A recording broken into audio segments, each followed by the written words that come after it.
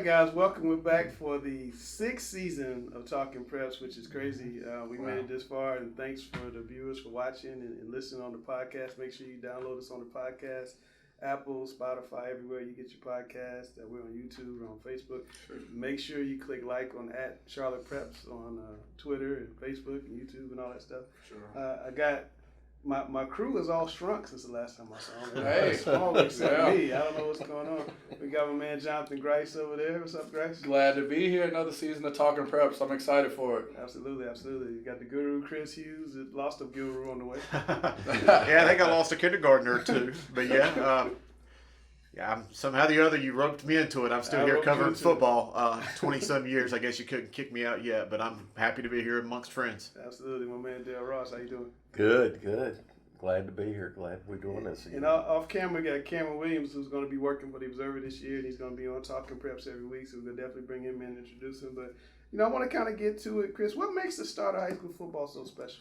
Well, it's like the start of a new year. It's like opening day in baseball. I kind of equate it to the same thing. The difference in high school football and college football and the NFL is, it can be community against community. It can be a neighborhood or a town or a county, and it's just special to the community. So I think that in itself just brings out a specialness to football that's maybe different than especially the college or the pro ranks.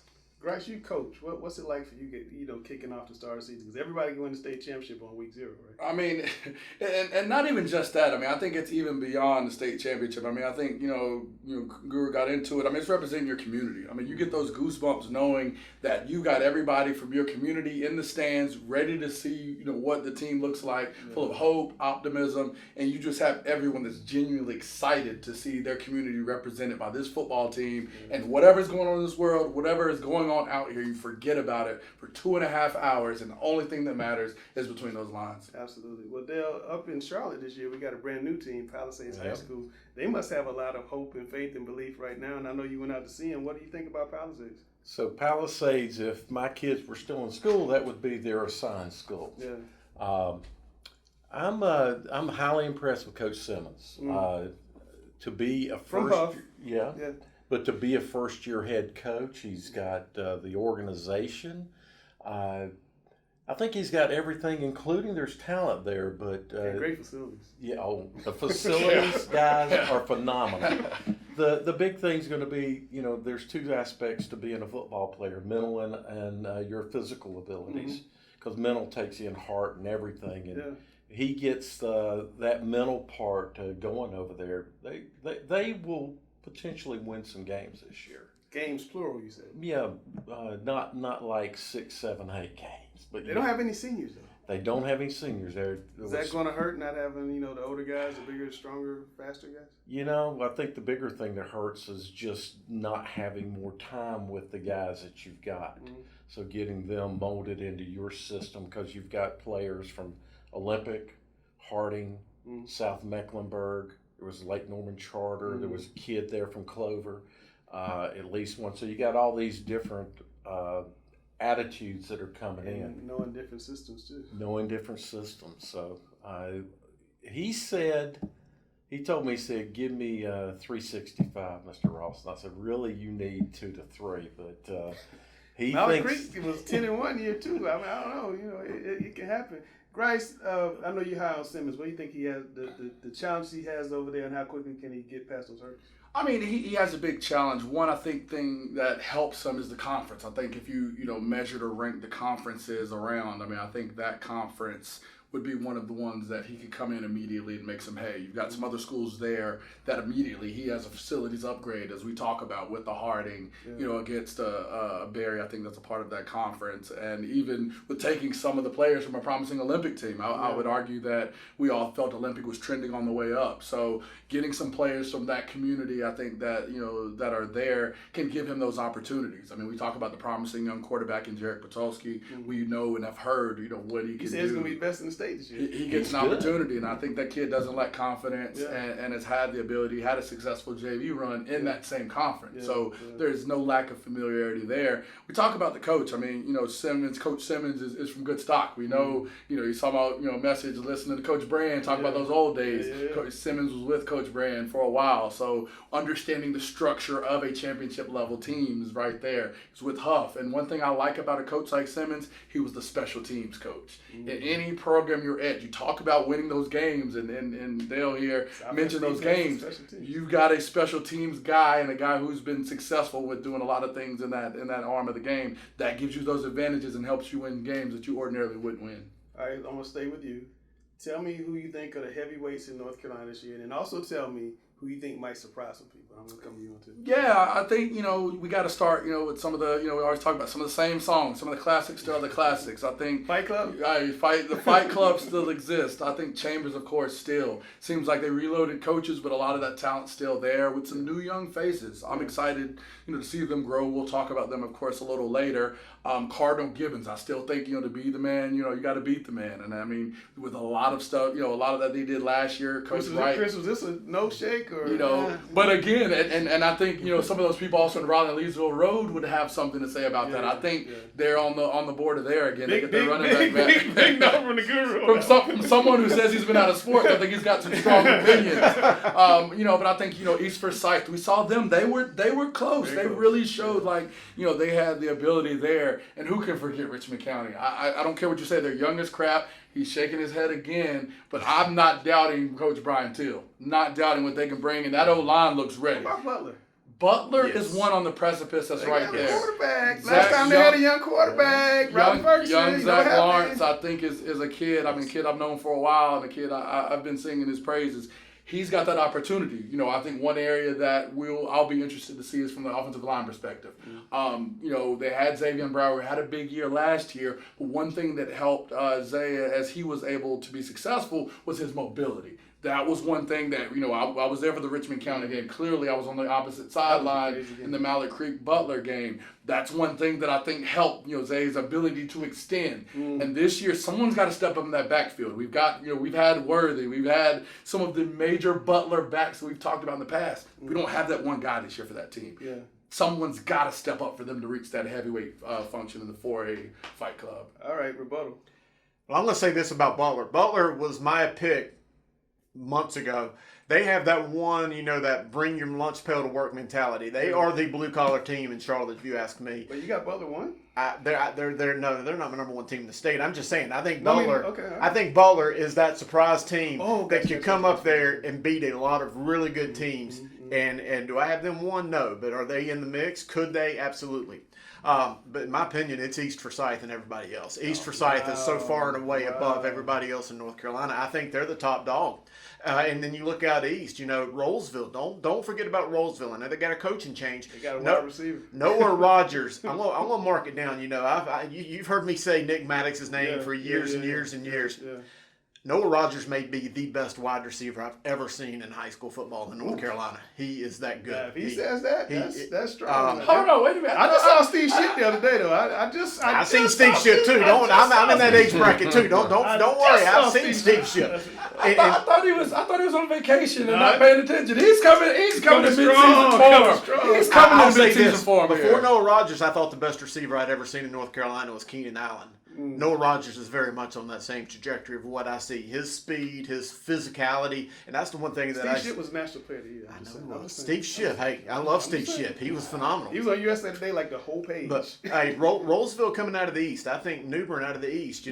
Richmond County. I'm going to tell you another team coming out of the East and nobody's thinking about is Pinecrest. Think about Nick Adams coming over from Crest. Pinecrest is scary loaded with a lot of upperclassmen talent. I think they're going to have a lot to say with the eastern side. Rollsville, Leesville Road, powerful running game. Leesville Road's going to be very technically sound. They're going to be really good. Looking here in Charlotte, I don't think it's Charlotte and everybody else maybe like it used to be. And by the way, I'm not forgetting about Cardinal Gibbons. Till you beat the man, you got to beat the man to be the man. They've been to 3 straight state championship games.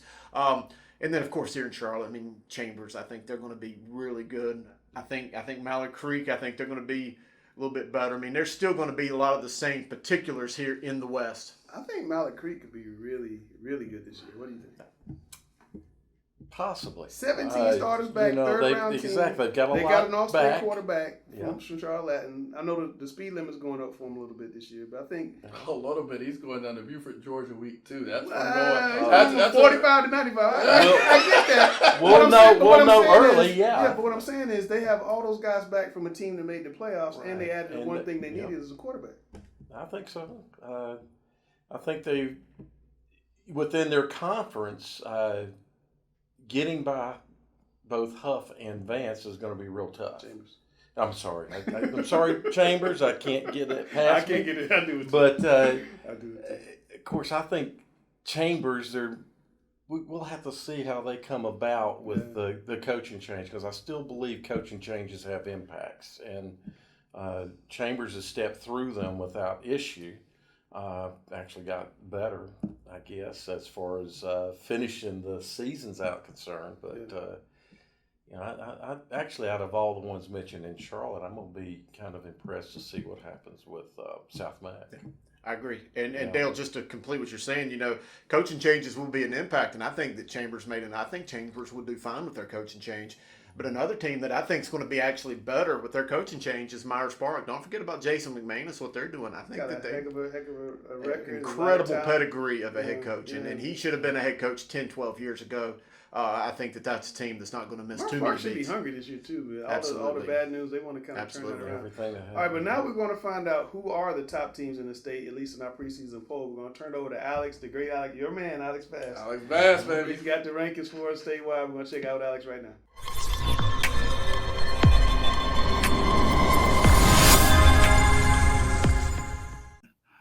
Here we are with the 2022 high school football season. Sorry I can't be with you in person today, but technology enables us to thrive. So let's take a look at some of our rankings here. Let's begin with our state 1A rankings. And the beat goes on for Tarboro, championship community, championship program year after year. And until something changes, they lead the way. And our 2A classification, once again, we talk about thriving football communities, Reidsville and Shelby, right at the top of the heap in terms of 2A state championships year after year after year. Used to be very special when they would meet in a state final, and they lead the way once again until something changes. Moving on to 3A. So what we see here, Dudley out of Greensboro, perennial power, which made a statement once again with a convincing championship win last year. Looking through the rest of these 3A rankings, once again, perennial powers, Havelock, Crest, speaking of that Cleveland County tradition, once again, South Point from down in Belmont, just always persevering once again. But the chase is for Dudley. Stephen Davis has another talented crop to enable the Panthers to be right in the mix for another run. No surprise there. Looking forward to a great competition right there. And our 4A classification, moving on. Number 1 will be Cardinal Gibbons, the Crusaders.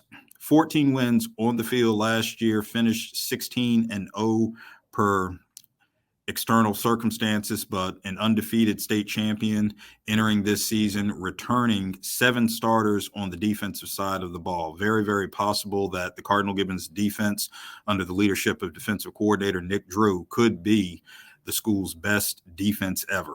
Looking through the rest of those rankings, East Forsyth, which was the 2019 4A, which was one of the last years of subdivision state champion, beat Cardinal Gibbons in that game, as a matter of fact.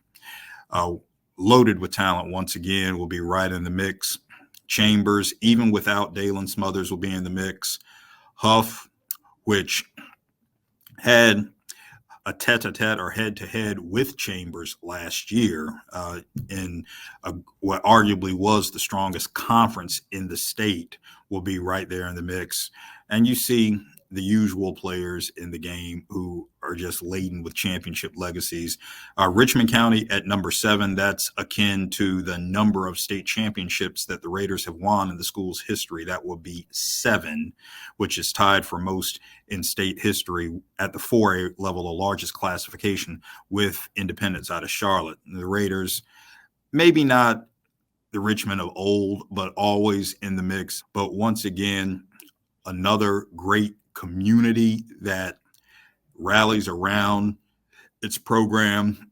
You're really talking about a place where the town Rockingham effectively shuts down on home football Friday night. So just speaks to the tradition that the Raiders have. Their 7 state championships, tied for most in the state's largest classification with Charlotte Independence, which also won 7. So they'll always be in that mix.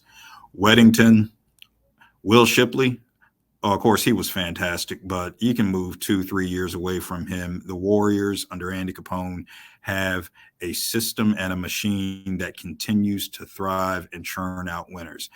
Mallard Creek looks to be back on a national level this year. The pieces are there, it seems, for Kennedy Tinsley moving forward, and New Bern out of the East. So just looking once again, a great mixture of teams who can compete. We'll see how this bracketing plays out in the end, which will make for a great championship landscape and pursuit.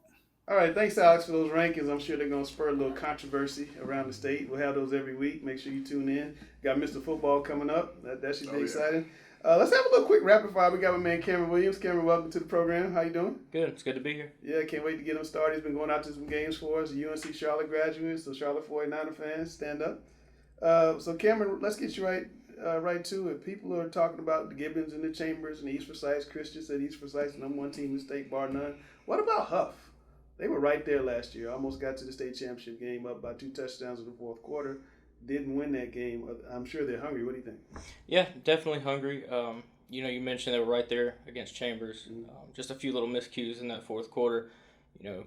Chambers is going to take advantage of the miscues, and they certainly did that. But Huff looks ready. I got to talk to Coach Jenkins and Tad Hudson, their senior quarterback, this past week, and they seem very, optimistic, but, Coach Jenkins, he knows that his defense is going to be young.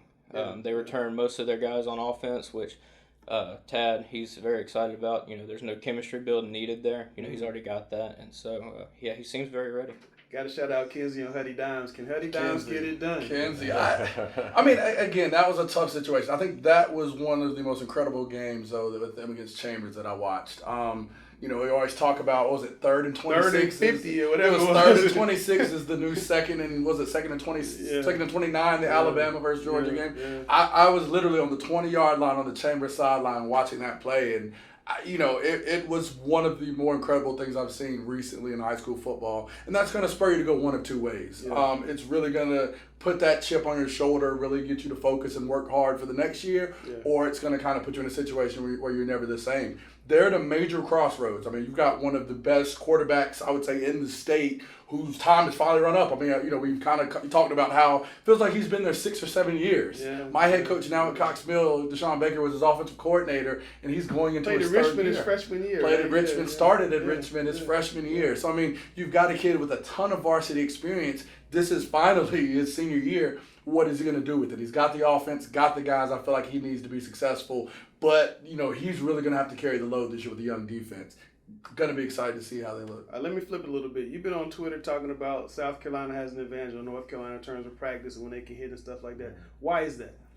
It's one of those things that's just frustrating because when you have our state association, whether implicitly or explicitly, encouraging interstate games between North Carolina teams and South Carolina teams, when we're put in a situation in week 1 where the standards are inequitable, where one team is able to, again, get scrimmage games, get live reps against another team, and be able to start sooner than another, and then they have to actually compete on a level playing field, the situation isn't the same, and I think that's something that we need to adjust. We can't sit here, again, the same team we're talking about, can they do it? Now we're going to sit on here and judge them week 1 off of their performance when they're going against someone on a different playing field who's been allowed to do more. I just don't think that's fair, and especially in a world where coaches are getting scrutinized and getting fired, getting let go, or however you may have it, that's putting them in a situation, our state literally is putting them in a situation, I think, where they're at a disadvantage, and that's something I don't think is appropriate or fair. You've been around a long time. What do you think? Well, it's not just that they start earlier in the for their fall practice. They're a year-round thing. So and their integration of the coaches into the school and athletics and football in particular being a more fundamental thing within the school. So it's a year-round thing that they're developing players. The fact that they hit before we do, they actually have full game scrimmages before we have just normal team practice scrimmages.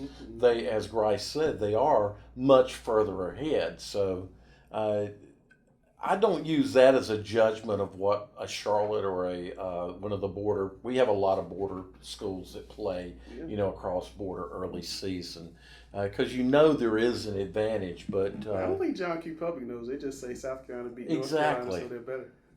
What's it take? 2 to 3 weeks to get your team to start getting your team in line for what you know. I usually say by the third week of the season, 3rd to 5th week of the season, you know what you've got, and what you've got is going to be pretty much carry through. It'll mature, but you've got yourself in line by your, let's say 3rd week of the season. South Carolina is nearing that point when we play them in the first game, so.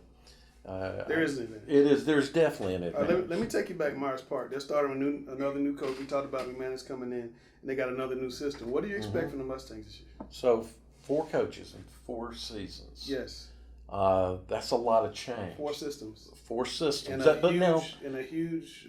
The first change wasn't that big of a change. Going from Chadwick to Harmon. To lose your coach right before the season starts? Well, but Harmon was the assistant. Yeah. He was the assistant head football coach, yeah. and the system and everything changed. So I don't think you just lost the head coach. They did get to the state semifinals. They got to the state semifinals, history, right? Exactly, and that kind of set up expectations for last season, which overall was, They won conference last year. They tied. Well, they should. They tied with the three-way. and But South right? Excuse me, with Ardrey South Macon, Ardrey. Yeah.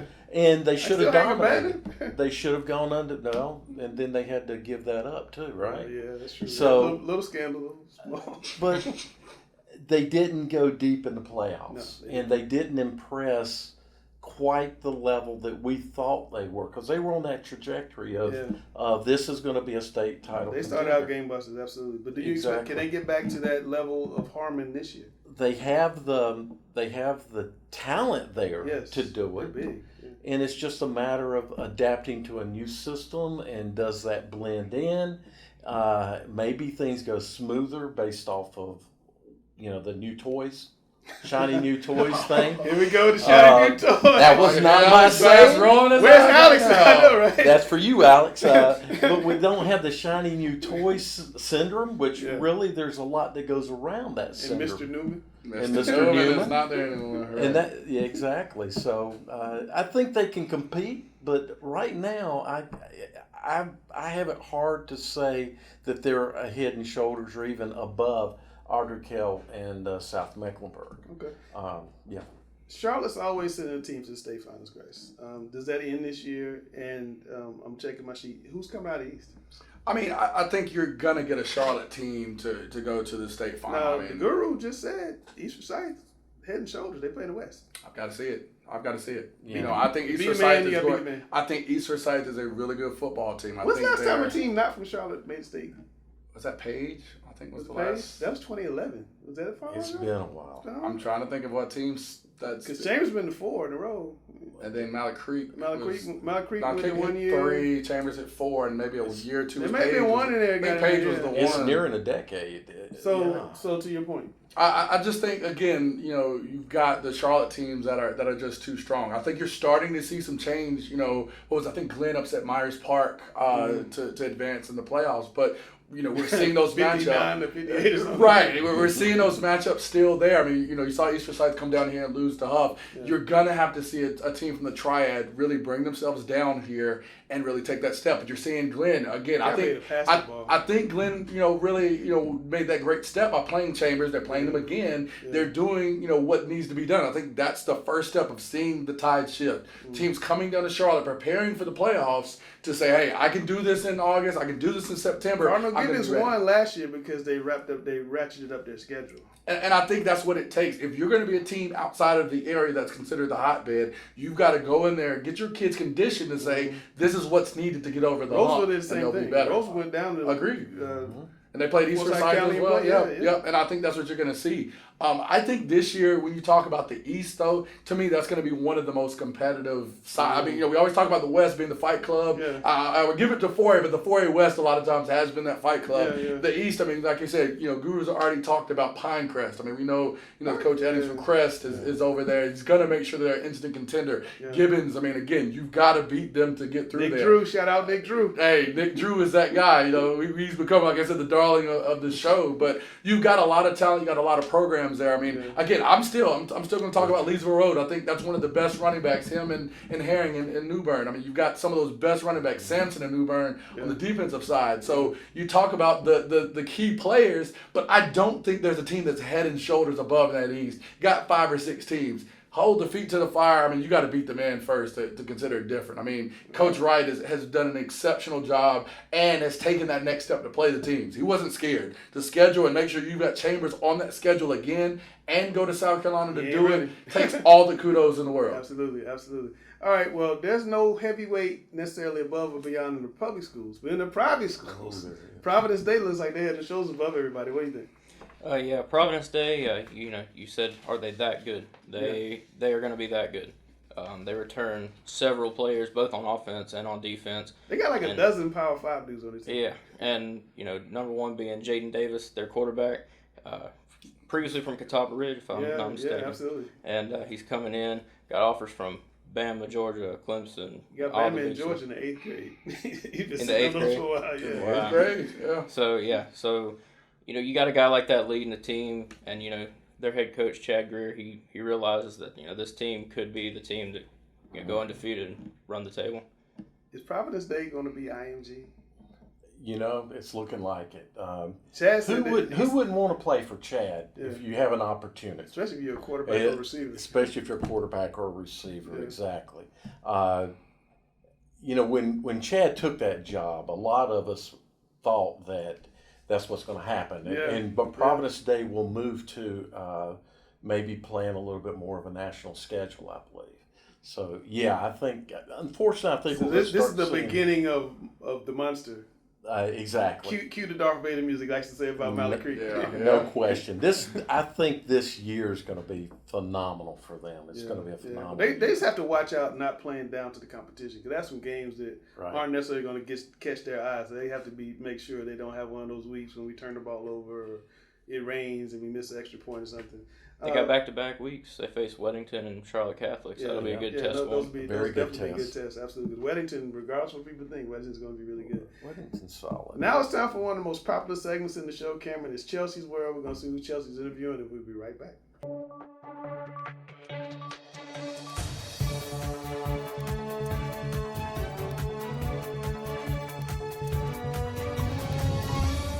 But this week, I have Class of 23 football star Luke Bailey from Providence High School. And going into your first game, which is Audrey Kell, kind of talk about the mentality, for those non-conference games.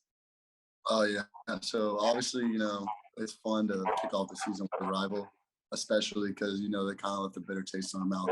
Back in the spring when we played them, we didn't get to play them last year because they had COVID. And so, we want this one bad. And it's going to be a battle. That's a really good team. They've got good history.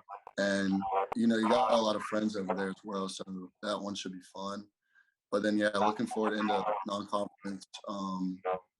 You got to bring the same intensity you're going to bring for conference because, it's just important when it comes down to playoffs. So, we're looking forward to South Neck. They beat us last year, so we want that one back. And then we host a new team who we haven't played, Parkwood. I'm excited for that one. And then I think we got more. So, we got to attack non-conference, obviously, get some momentum rolling into conference. We're going to play every game like it's the same. So I think that's a good idea. And Luke, this is your senior year. Kind of talk about the leadership role you've taken on for everyone else on your team. Oh, yeah. Obviously as a senior, you're expected to kind of step into that leadership role, especially if you're, a playmaker or you're a big time or you're one of the main players on the team. So, it was something new for me because, always I just had the seniors to be able to lead and I just, went out there, listened to what they had to say. But, I've had multiple talks with my running back coach, Coach Strain and Coach Ward about, how I have to be more vocal this season. And I feel like I've taken on that role pretty well, giving these guys a good idea of kind of what to follow. And, we've got a good culture over here. It's not like I'm a leader to where I'm yelling at the younger kids and telling them what to do. You got to make them want to do it and realize that football's fun. So, that's what I kind of try to focus on and just have them realize that, the more fun you have, the better you'll play. So, yeah, I've taken on that leadership role and, a few other guys. And I feel like, yeah, I've taken it on pretty well. Well, you sound like a good leader to look up to. And Luke, you are a 2-time all-conference athlete, and I'm sure you're going for 3 times. Talk about some of your other personal goals. Yeah, obviously, I'm proud of the 2 times all-conference, but, once you've kind of established that, you want to get bigger. So, I want that all-state, and, that's something I'm striving for this year. And I don't think it's a window. I think it's something very accomplishable. So yeah, I want that, and I want to receive my first scholarship to play football. So that's really what I'm working hard for. But I'm not really thinking too much about personal goals right now. I just want to win. I think that's a big part. Is you can't have players focusing on self-accomplished goals. But obviously I'm human. So, I'm thinking about it. And yeah, all-state's definitely a big one, and receiving that first play college football is a big one as well. For sure. And we'll get to discussing team goals. But for now, I want to ask, you emphasized in a tweet yourself being an athlete in football. Kind of talk about what that means to you and what makes you stand out in the field. Oh, yeah. I think that's something with me that kind of separates me from a lot of players on Fridays. I think Coach Ward can vouch for this, that, you can kind of put me anywhere, obviously not on the line, but yeah, I played some linebacker this summer, and I played some defensive back, and then obviously I'm moving to running back this year. But my first 3 years I played receiver. So yeah, I think that's important, and I think that's something that should help with my career because I'm not a selfish guy. If he's asked me to play one position, I'm gonna go do it, give my max effort. And I think that's something that makes me special and versatile is that I can't just play one position. I think I can play it all. And if, I'm giving my full effort, I think I'm going to do it to the best of my ability. Yeah, pretty solid all around. And going back to team goals, also from an athlete's perspective, what's the expectation for Providence this year, and what are you guys really working towards? Yeah, obviously we got, as a lot of people know, the main focus of our teams, we got a big O-line. So, we're expected to be able to pound this year.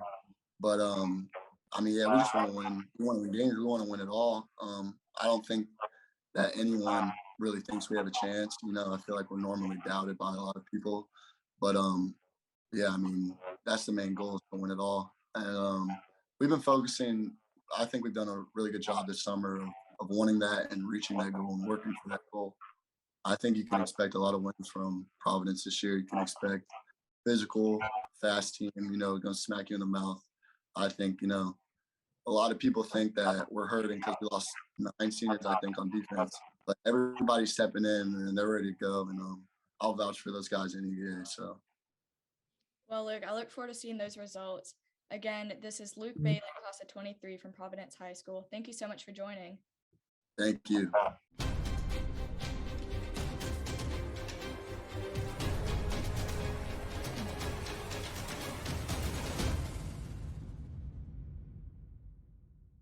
All right, we're back. It's time for Mr. Football, Grace. Everybody's been waiting. Who's on our preseason Mr. Football watch list that has a chance to be the state player of the year? Oh, my goodness. Guru, you look at this list. Cameron, you look at this list. I don't know. I think this, for a preseason list, you could put it on the boards. You can book it. You got the first guy. Again, there's no order here, but there are 16 guys here that are great. We talk about Dalen Lee Shelby. Again, watching him the state title game, watching him year round. We don't have his stats on here, but we don't need his stats. When you watch his film, you understand what type of guy he is. Yeah. Zay Bridges. You've got some other top receivers around him, but he is the engine that makes that offense go. I think number 2, that was our darling. It was went from fresh face to Mr. Football. Our first guy that did that was Marquise McCombs out of Chase. I mean, we talked about him first, and I remember you bringing him to our attention as one of the nation's leading rushers, and really didn't slow down. I mean, I think a slow down game for him was about maybe 250 yards and a couple touchdowns last year. It was pretty impressive. He's incredible. We look for him to do the same thing. Well, Chris, what do you see in Jaden Davis, the next guy on our list? What do you think about him? I like his swagger. I mean, obviously he's a great athlete, but he's just got a great mind. He loves football, and that's the main thing. He loves football. He ain't afraid to get in the film room and study film. He loves practice. And to me, you can love the games all you want, but Coach Grice knows this. You need to find a kid who's willing to get his fingernails dirty and practice and get in there and do it play after play after play. You want to be good in front of 4,000 fans, or you better be willing to do it 4,000 times with nobody watching during practice. And that's what he's good at. Absolutely. Then we got a guy, DJ Scott from Leesville Road, Grice, 1,500 yards last year. I'm telling you, that's the one thing. Guru is sitting there looking at me. Hey, Leesville Road has got a bell cow. They got one coming back, and probably I'd argue one of the best in that East. Well, they do, and they've got a coach that loves to run the ball. Exactly. He pounds the rock, and they got an offensive line who's going to open up some lanes. So that's double trouble. Isaiah McNeely is one of the leading 3A rushers for last year out of Smoky Mountain. I know you like the small school guys. I mean, there's another one that's going to be really good. Todd Turbofield was one of your favorite players last year. He's coming back. He's like a double-double. I loved watching him. 2,000 he can have this year. I loved watching him. The state championship game, he went against that, the mighty Tarboro, Tarboro T. But he, again, you could tell one of the best players on that field in that state championship game. Look for him to do the same thing in the West and dominate. And what about Folger Boaz, Chris? One of the best young athletes in the state. I mean, he's a phenomenal baseball pitcher. He's going to win at life, though. I mean, he is you can't think of enough superlatives to put on that kid's athleticism from the family he comes from. You look at his brother, you look at his dad, both did it and doing it at the collegiate level. That guy's got everything lined up to be really good this year. And Cameron, we got 2 kids from Charlotte next up, Casey Concepcion and Tad Hudson. We talked about Tad earlier in the show, but Casey is going to be really special, right? Yeah, I mean, he comes in, trailing behind the infamous Hollywood and the Dalen Smothers. Not infamous, but not infamous yet. Not yet. But he's one of the most well-known guys from around this area. He was kind of in the shadow last year, right? Yeah, but it's good to have a backup option with a lot of D1 offers like Concepcion as well. This dude's an absolute game breaker, Casey Concepcion. They put him in the backfield, a wildcat. He runs punch back. He had a big punt return against Hickory Ridge to turn the game around for him last year in the playoffs. Just a dominant player. I'll make a bold prediction. KC will be in the finalist when it comes to Mr. Football. There it is from the There's no question. There it is from the Guru. Where's the air horn right there? I know, right? He's back, baby. He's back. Mason Forsyth, a Millbrook big-time high-major quarterback, Grice. I know he's got that prototypical size, got a big arm. He was in the list last year. I'm excited to see him this year.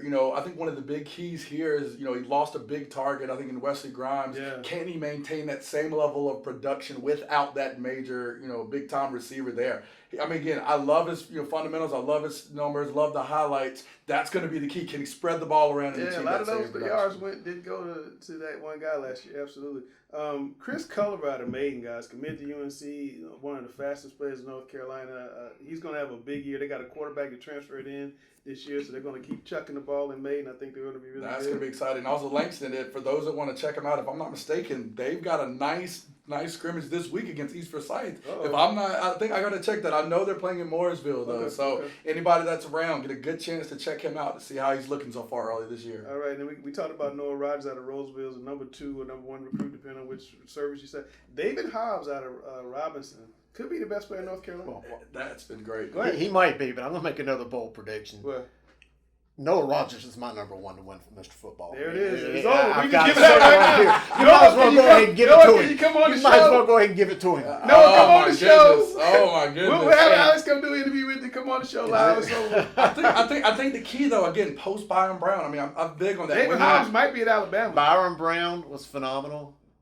Wait till you see the new quarterback. I'm excited. I'm excited to see it. But again, Byron Brown was a finalist. Byron Brown was a finalist on Mr. Football. So we're talking about one of the best quarterbacks.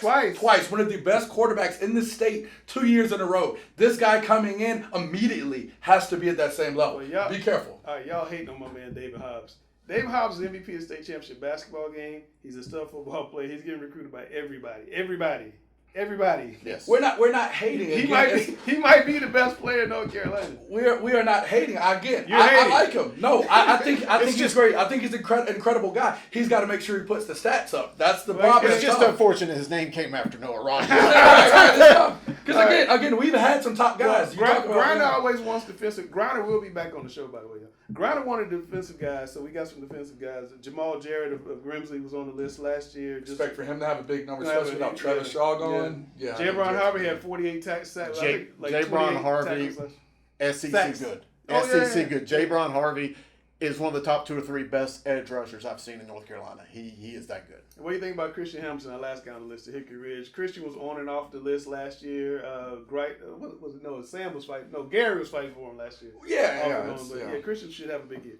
I think he's definitely poised to have a good year. You know, he doesn't have his quarterback from last year, Alex. They got a Bentley. new quarterback. They got a new It don't quarterback. matter. 6'4", he can Yeah. really throw it. Yeah, and so that's one thing. Their coach, I forget his name right now. Jupiter Wilson. Jupiter Wilson. Jupiter Wilson, Jupiter, yes, Big sir. Ju. What's up, Ju?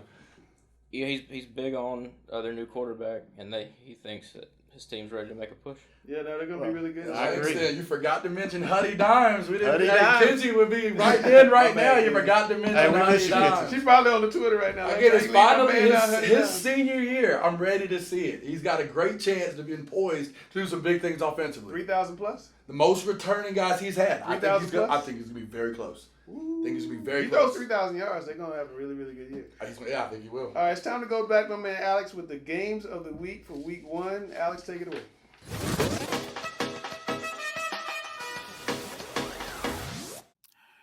And here we go as we draw closer to the first week of the regular season.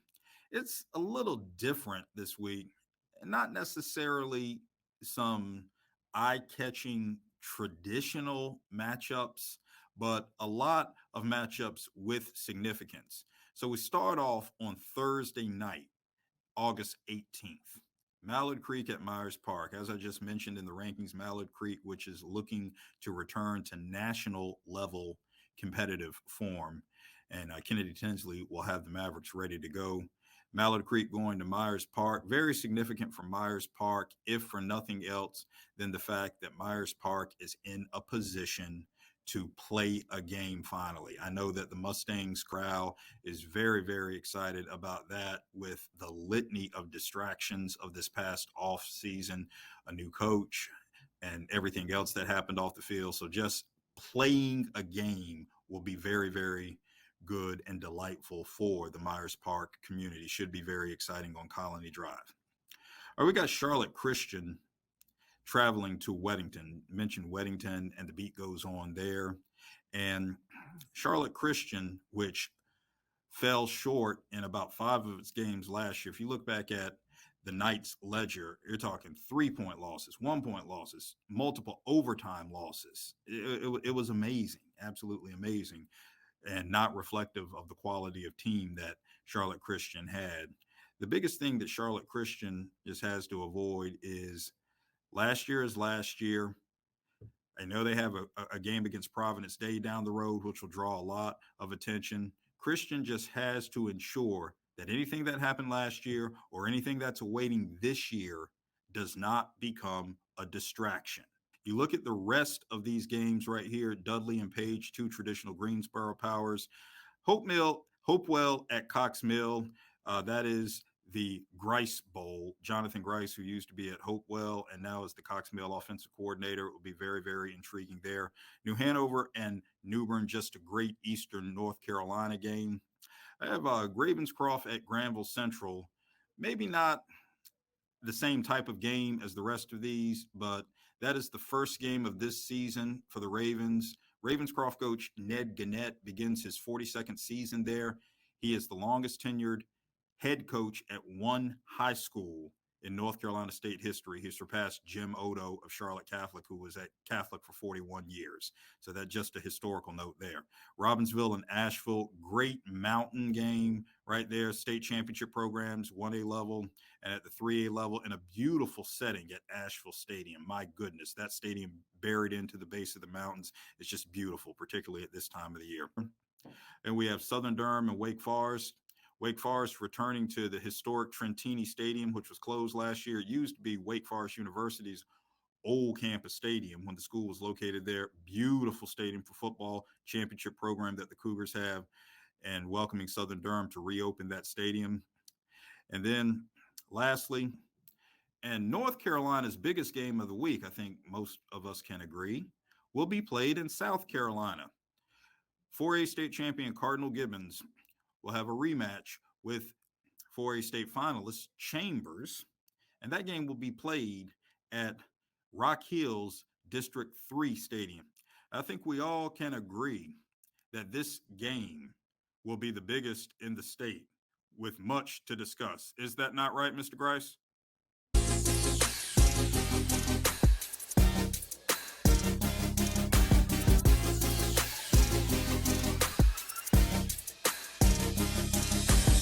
All right, thanks, Alex. That's a great list of games. But Grice, there's one game that stands out above all the other games in North Carolina.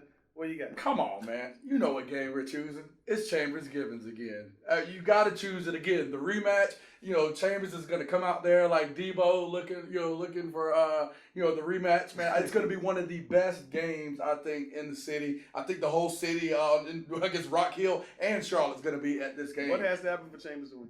All right, so again, with this, I love doing what happens because this game is so tight. Again, Chambers, what happens for them to win is if they aren't starstruck by Hollywood's absence. I think it's a situation in which we've seen in big games, they've been able to turn that ball to Hollywood. He's been able to make some great plays. I mean, you look at the Hickory Ridge game. In the first game, he was the one that single-handedly kept them together. Yeah. You look at the Huff game as far as in the playoffs, in the championship game, a regional championship game. Yeah. That touchdown run got them, at least kept them there. Yeah, so I think, they aren't starstruck. Got key playmakers like new Western Carolina commit Zion Booker. You've got KC. You got his younger brother, Nunu, Ariane Concepcion. Bubba's got a good year this year. Bubba and Sean Camp he's got there. He's still leading the 1s and 2s at quarterback. Jeremiah Harrison, a young receiver that already has a Virginia Tech offer.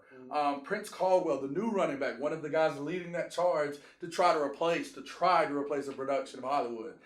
Next, they've got to come prepared to play. This game, as we've already seen so far, weather is going to play a role in some form. And Chambers ain't scared. Cardinal Gibbons ain't scared. Cardinal Gibbons, has been prepared. And we've seen when that weather is turned, whatever it's been, they've been able to have a surge post any kind of weather delay, any kind of weather situation. Yeah. So Chambers hopefully is going to be prepared there, whether it's a long, delay, whether it's, rain, whatever it is, Chambers has to be prepared because I think, honestly, that was the big thing in the state championship game that led to their demise. And finally, I say Anshan, Bubba Camp, I feel like Anshan, when he's being professional, I like to call him, he's got to give us the 704 game. I think when he's played in the 704, he's been one of the best quarterbacks He played in around. 803, though. It's right there. It's near.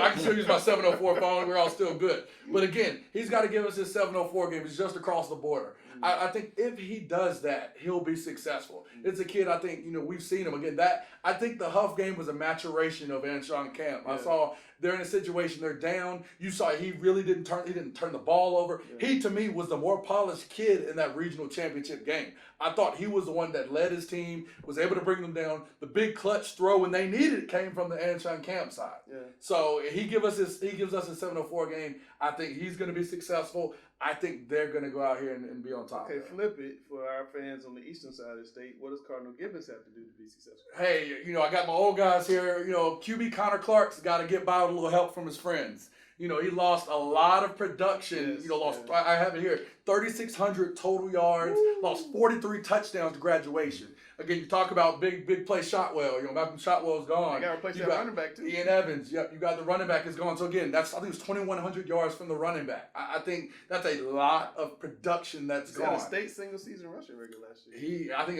he was at the one game, he had like 6 touchdowns, maybe Apex, I think who it was. I mean, again, big-time games from a lot of seniors that are gone. Donovan Shepard. He's got it. Yeah, that's it. Yeah, Donovan Shepard. Again, Blake Raphael, one of the guys that still left. I think he was the biggest producer that's back. So he's got to get some new friends, got to get some guys that are going to help him. Again, they've got to avoid being one-dimensional. I think that's going to be the big thing. One of the big keys in the game was the shot play before the weather. I think if you go back and everyone I've talked to in the state championship game, they knew the weather was coming. They got him twice with the same play.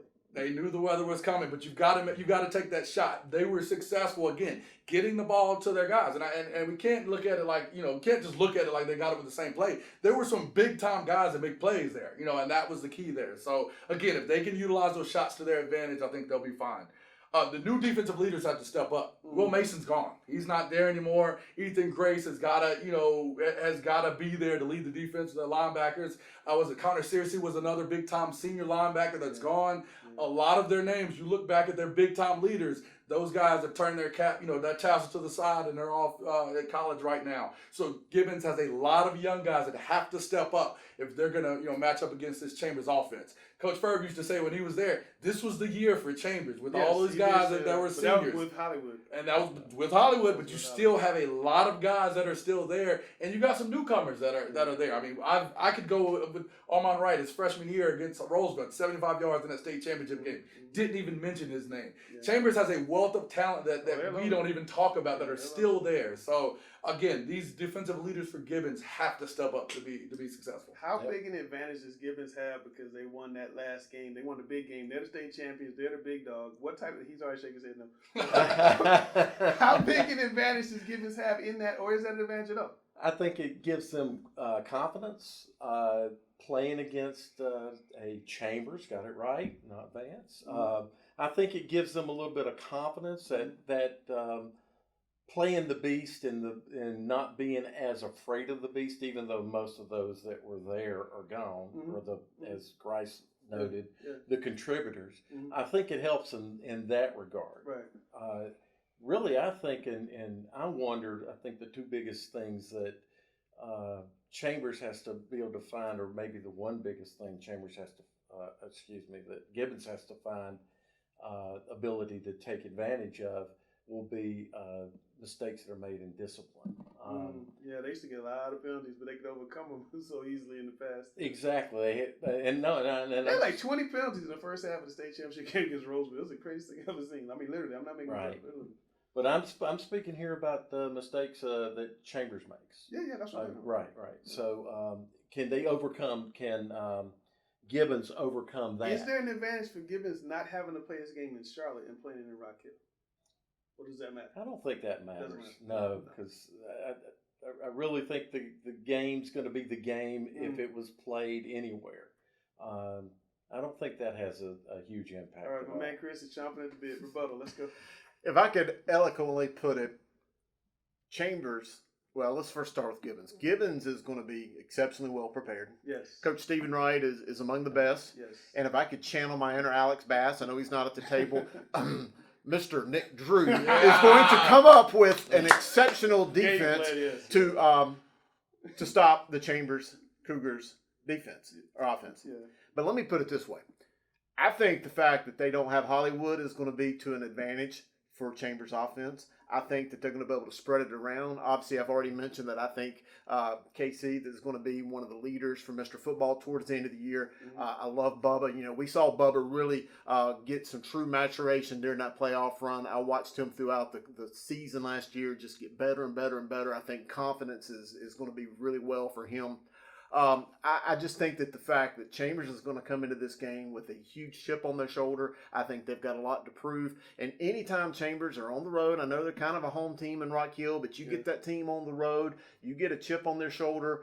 One thing that I think gets overlooked, and I know that they had a lot of penalties last year. Last year they couldn't long snap to save their lives. If they could have long snapped, I mean, they would have won the games they probably didn't win. Yeah. If they can get through that, they're still an exceptionally well-coached team. Even though they make mistakes, they're going to be prepared. They're going to spread the ball around. Again, I think that not having Hollywood is not going to allow that Nick Drew defense to really pin their ears back and try to stop one facet, and it's going to allow Chambers to be a little bit more multi-dimensional than maybe they have in the past. And that's why if I was to give an edge to either of the teams, I think it would be Chambers. Now, with that being said, Cardinal Gibbons is a phenomenal team. They're the defending state champions. I mean, as we mentioned it, they are phenomenally coached, great on all facets of the game, special teams, defense, offense, everything. But I just, for some reason, and I typically get these little feelings in the pit of my stomach, I just think that Chambers is going to be ready. Give me a pick and a score. I'm going to pick Chambers, man. I'm not going to go out there on a limb and not pick Chambers. I'm not going to waffle around it. Give me a score. 24-17. Picking a score. 28-17. Who? Chambers. Picking a score. I can't pick it. Can't pick Honestly, it. I think it's going to be right there. It's going to be a touchdown. The key for me is just Fourth quarter game. it's fourth quarter game without question. Both games were down to the wire, but I think the key with it, and we kind of talk about it, but when one thing I think even Guru got to, the number of kids from Chambers that played in the state championship game versus the number of kids from Gibbons that played in that state championship game. Massive advantage for Chambers in that. You've got a lot of kids from Gibbons that graduated. Can they handle that hostile environment? Because playing Chambers is unlike any other team you play. Last question. Is this the first of two? Is this the first of two? No. No, not first of two. First of two? No, I think this is the only time they'll go play it this year. First of two? I agree. I think it's the only time that Only play time this we're year. gonna play this year. All right, we'll see what happens. All right, it's time for coach versus coach. I'm gonna be you. You're gonna be Sam. Sam will be back. I keep telling y'all, Sam will be back. So our first question. Oh, we gotta flip a coin. So if I'm gonna flip my imaginary coin, Chris, you call it. I always go heads. Oh, well, that's Instead of what it heads. is. So Chris, you want to kick or I'm see? going to defer. You're going to defer. All right, Bryson, Defer. coming to you. All right. All right, first question. The NIL has made a permanent home in college sports, but only a handful of states support it in high school. Should North Carolina be next? I think North Carolina should be next. I think it's a situation in which you've got a lot of top talent around here. The big thing I think with NIL that would help high school kids over collegiate athletes is the fact that they're still kids. They're under 18. So when you provide kids or giving them money, the biggest thing, of course, with my background, you talk about tax implications. That's something that would be owned in this situation by the parent, or at least you would have parents there with them to provide the best advice and guidance for them handling money. I think it's a situation in which you won't see as much of the astronomical amounts at a high school level, because I think with college you start to look at the big money that television revenue brings in, and I think the money's starting to match in kind with the revenue that's brought in there. And with high school, I think it would be at a level in which wouldn't be overwhelming for the kids, but still could provide some benefits to kids that are providing that benefit in turn for the school system. I bet if I was Dalen Lee and Shelby, I could buy a car with NIL. Well, you probably could. Coach Grice, you talk with such fiduciary responsibility. You sound like you've done this before. Maybe a little bit. I'd love to be the contrarian right here and go opposite of his point. But I think that to some lesser degree, it could be implemented in high school. I don't think that I want to see high school players being paid six-figure kind of money. And I also don't want to ruin the fact that they're minors and that they're kids, and put such a burden on them to where it takes the fun out of the game. Yeah. But if it was kind of wrangled in and done in a responsible manner that's appropriate for the size and scope of the game, and not putting too much pressure on the kid, I would be okay with it. All right, Q Tucker, watch this show. Q, you heard it from the two specialists right here. All right, Chris, the East-West All-Star football game is moving from July, which I know you didn't necessarily like, to December. Okay, is that a good thing? Because now they're going to be going up against a lot of other high school All-Star games. It's the only thing that could save the game. I've been outspoken for years saying that they need to quit playing that game in July because it's become an all-star game of future semi-pro players that maybe would never play a collegiate snap. Yeah. So I am exceptionally ecstatic to see that game move to December. I hope that it's played maybe the Friday night before the Shrine Bowl, or somehow the other, not put it on the same day back-to-back. Best case scenario would be that the Shrine Bowl bring the game back to Charlotte. I've been saying that for years. Have them both in close proximity where the coaches could go to practices at both games and maybe even make it at a big event. But I think that it's home run. If you're the star player, Chris Hughes, you're 18, you're the best tight end in the state of North Carolina, what game would you play in? Would you play in the Shrine Bowl? Would you play in East West? I got to go with the Shrine Bowl. There's other games out there. I know there's Under Armour, there's the Carolina Bowl, there's the East West. There's a lot of games to pick from. But the Shrine Bowl is the oldest high school football game in America. So the oldest high school all-star game. Be watered down in December. It goes back to my question earlier in the state. What makes high school football important? Representing your community. You got to represent your state in this aspect. Right. And I think that's the reason you keep it in July. I'm from Greensboro. You're never going to get me to choose to move this game to December. This is a situation, everybody wants the stars, everybody's looking there. And I think that's what the East-West game has become, is what the essence of high school football should be about.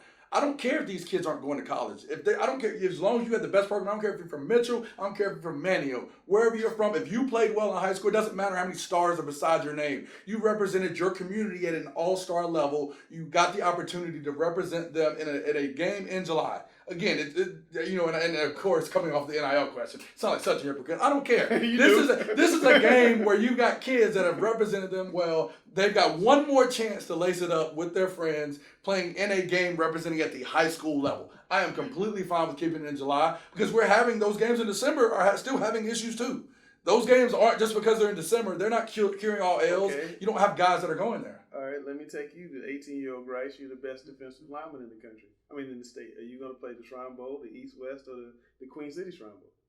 It depends on where I'm from. I think that's also a piece there, too. If I'm from Charlotte, I want to play in the Queen City Bowl. If I'm from Greensboro, put me in the East-West game. I'm from there. Yeah. That's right there in front of my family. It's played in Jameson Stadium. It's been played there forever. Mm-hmm. It's going to be at a place at a time which I've grown up as a little kid going to see. And I love that. The same reason I love the Queen City Bowl because it represents Charlotte and the kids look to go there. It's the same reason as a kid from the 336, I've wanted to play in July at that All-Star game. All right, I've got to bring in the third coach right here. Is this going to water down all these games? Because is Charlotte going to become a regional game? Is Greensboro becoming a regional game? And then the best players are going to go to Shrine Bowl and still go to Under Armour and U.S. Army Bowl? Well, I still think that the best players are going to go to, when we look local, it's going to be the Shrine Bowl and then the East-West. And the So in front of the Queen national games, yeah, exactly. The national games, I don't think impact that as much because we don't have that many national players. Yeah. But does it water it down? Not really. I think it just shifts it. If it shifted, which I would like to see it shift because I'd like to see it played in a football, time frame when we're playing football, right? Because most college coaches don't want their recruits to play in July. Right, most do not. But truthfully, most of the kids that are in the East-West aren't on college rosters. Yeah. And that's not a slap against them. No, it's changed. It's just a game. It's just a game. It's just the game. It's changed. The rule of the game. And even in basketball is kind of, in soccer, kind of getting that way too. All right, I started with Greg. It's his turn. It's his turn. Okay, I'm not as good as you doing this. Has the rest of the state caught up to Charlotte, Grace? Is the dynasty dead? We just had a regional championship game of two Charlotte teams that was a conference game in week 5, and all of a sudden now the rest of the state caught up because of a rainy game in Raleigh where the other school walked across the street. He said that Cardinal Gibbons. That's what Coach Wright said. He said he was walking across the street. We talked about that. Just because you have one situation, what did they say? The broken clock is right twice a day. Yeah. 2 years ago, we had the West winning all 8 of the state championship games that were held. One team wins all of a sudden, and we've got a crisis. I think it's a situation in which you had an excellent team beat another pretty excellent team to avenge the loss they had from week 1. Everybody wants to overreact to these situations. Charlotte's still king. Until these teams come down from the West, they come down and take the mantle, Charlotte is still going to be king. East Forsyth had a great opportunity last year against Huff. Hey, you got to take that opportunity. If East Forsyth is going to be that team, which I always call them the baby I making that conference, win your conference, get the 1 seed, have everybody come to Kernersville and take it from you. That's the way to fix that. Play hard teams, win your conference, get the 1 seed, and have them come to Kernersville to take your crown. Outside of that, you're still coming down 85 or 77, whichever's closer, and playing on the north side of Charlotte as it's been for the past 5 to 10 years. Yeah. That's how it is. It's how it's going to be. We're going to see that until my 336 area decides to make something about that. Dynasty not dead, what do you say? I want to say it's not dead, but I'm going to say that with an asterisk and a little bit of a caveat. I do think Charlotte is still the best brand of football in the state of North Carolina, but we've seen in recent moves, ineligibilities, forfeits, different things like that. There is a definite crackdown in a lot of the player movement and things of this nature here within CMS and within the Charlotte area. And I do think that could negatively affect some of the dynasties and maybe positively affect some of the other teams who have been losing players. Yeah. So, you may have some of the talent more spread out than maybe it's been in the past. And maybe you don't have that dominant team that makes a run year in and year out. But with that being said, I still think the coaching, the importance, a lot of what the players do. One thing, and I'll give Grice and a lot of the other guys that do this, that makes football in this area so much better is that it's a year-round deal. You've got the 7-on-7 teams. You've got a lot of the personal training and football specific He just training. gave you a shout out for 7-on-7. Oh, we need to 7-on-7 is still fake Write that on football. the wall over here. Write that on the 7-on-7 wall. is still fake football. I'm going to say that. Sure is. If there ain't offensive linemen, it's fake football. Right. But with that being said, I do think that Charlotte's still got better talent, but I think that they're catching up. East Forsyth, amazingly talented. East Forsyth, we talk about East Forsyth like they're just some new run-of-the-mill team, new kid on the block. East Forsyth has been in competitive big-time games on the state level since 2009. So, they've been at it about 11 and 12 years under Coach Todd Willard. And let's not forget, 1993, 1992, they won the 4A state championship game and dominated football. So, it's not like they're a new kid on the block, but this year, they're the real deal. No, we're not saying that. Even in 4 single A, they dominated. Was that 3 straight? They went on a run in 4 single A or a small. Again, they've been successful. And no one's saying it like that. But when you put the Fight Club together, you're in there with that light heavyweights, you're in there with heavyweights. So that you've got to come. The other thing is if you have to beat multiple Charlotte teams in multiple weeks, I think it kind of wears on you a little bit. But just to finish my like thought, other Charlotte teams. Just to finish this thought, though, I think it's only going to get Charlotte bigger. I think the Triad's only going to get bigger because sadly, and we see this year in and year out, programs like Richmond, Scotland, some of the far eastern teams that used to be dominant are getting a little bit smaller by the year, and that's just a sad fate of reality that jobs are scarce out there. People are moving more to the center of the state. Same way. So while the traditional powers are not what they were, Charlotte's getting bigger by the day. We see Ain't it. hurting Shelby, though. Shelby just keeps throwing. Hey, there's something in that water out there. I don't know what they're feeding them, and I wish I could bottle it and give it to some other schools. I'd make some money. Absolutely. Before we get to Grice's final thoughts, I did want to ask you guys about Hollywood. We touched on him a little bit. Would you guys like to see him play? And I'll start with Dale. Would you guys like to see him play? Do you think there's enough out there for CMS to hold him back? Or do you think there's enough gray area they should just kind of let him go? I'd like to see him play, obviously, because he's a phenomenal athlete. And I'm talking about just a person I would like to see him play. Not knowing enough about all the inner details. It's very great. It's very great. Yeah. I would like to see an opportunity or maybe CMS to weigh more on the player side of things if it's an iffy situation. But really, since it's so gray, it's hard to say. But as a fan, he's a phenomenal athlete, and he's an exciting young man. He's fun to cover, too. He's fun to get on the interview. Exactly. He's a fun kid. He's a really fun kid. He wants to graduate in December, get out of school early. What do you think, Chris? Well, I'm with Dale. I want to see him err on the side of the kid. If there's enough gray area, you know what? I would rather give the opportunity to the kid. You talk about being inclusive and giving opportunities to kids. Well, hey, here's your chance. But you know what? I'm with Dale. Dale, I don't know the ins and outs. There's probably a lot of things that none of us at this table are privy to. Yes. And there's got to be a reason that they're holding them out. Yeah. And that will never be acknowledged. It's probably transparent enough for us to ever know. But I would like to see him play. I think it'd be fun. And if he can't play, I'm all for giving him his own segment here on Talking Press because I think he'd be phenomenal. We definitely got him on Talking Press. CMS gets a lot of flack, but we don't always know what they know, and they can't tell us because it's private. But do you, given what we've heard, do you think he should play this year? Would you like to see him play this year? I think he should play. And again, I'll take it a step further. We talk about that transparency, and when we talk about a minor and actually put that kid's name, because if it was a legal situation, we wouldn't be allowed to talk about that kid individually. Right. If we're splattering a kid's name in the paper and seeing him all over social media, that we should be transparent enough to understand why he's being held out. And I do think, from my standpoint, I am frustrated and I hurt for that kid.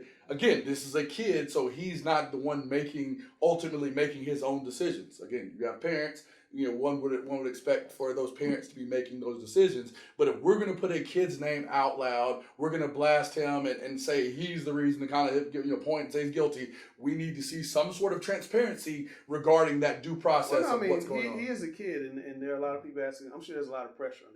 I'm sure he gets asked, are you playing, are you not playing, 58 times a day. There's got to be a lot of pressure on him. If he plays and Sam coaches, can West Charlotte win a 3A state championship? Yes.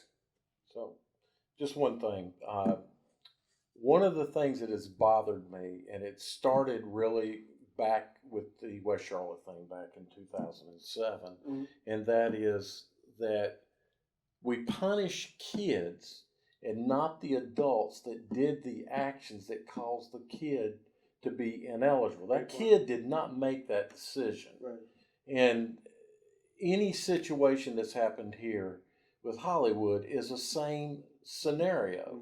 He's not the one that made the decisions. I understand that there has to be punishment, but why do we punish players and schools and not punish the adults that actually did the forging, did the fraud?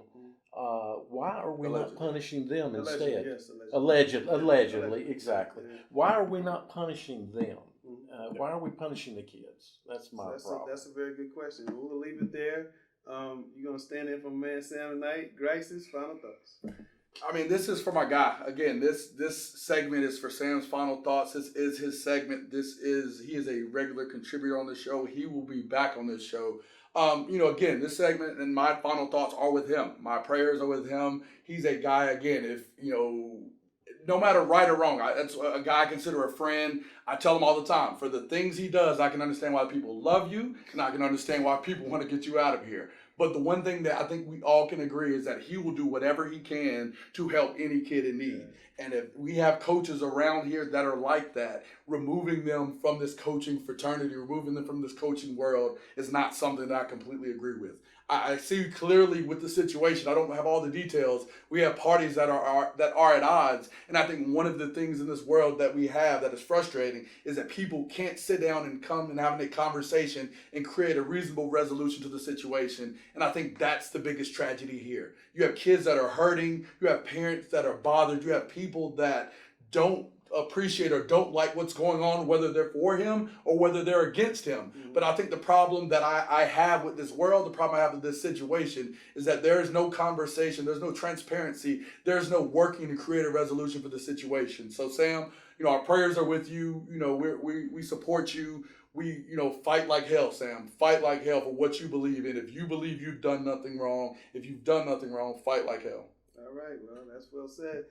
That is episode 1 of Talking Preps. I'm Langston. That's Grace. That's the guru, the number 1 voice of high school football, Chris Hughes, my man Dale Ross, and we are Talking Preps.